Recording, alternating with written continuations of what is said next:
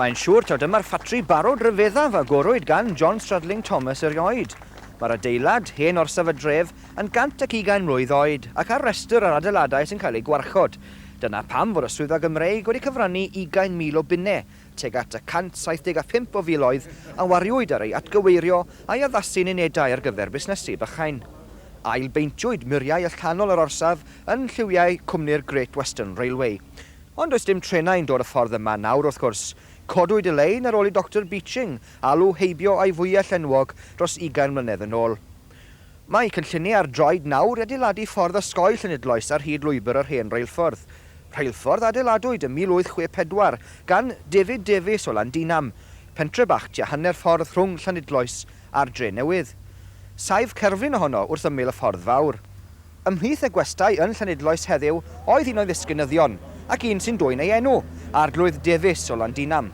Ef yw perchennog y cwmni o Gaer Sws, fi'n gyfrifol am atgyweirio ac addasu'r orsaf, adeiladwyd wrth gwrs gan ei hen ddatcu yng nghanol y ganrif ddytha. O fewn yr adeilad, mae yna le i 20 o weithdai bychain, sy'n amrywio mewn maint. Mae'r rhentu hefyd yn amrywio, rhwng 8 punt a 20 punt o'r wythnos. Maen nhw felly'n ddigon rhad. Ond oes na alw yn Llanidloes am unedau fel hyn?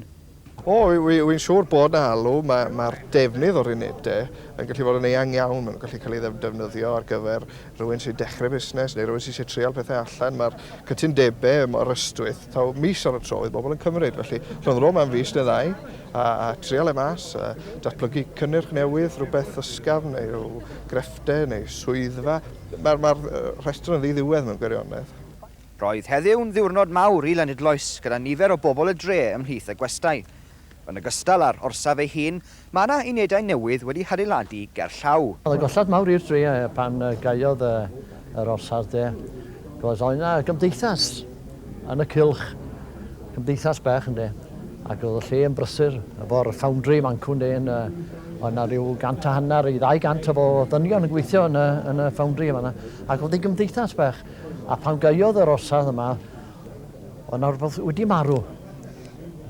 Fel sa'n y torri rhywbeth o'r corff yna.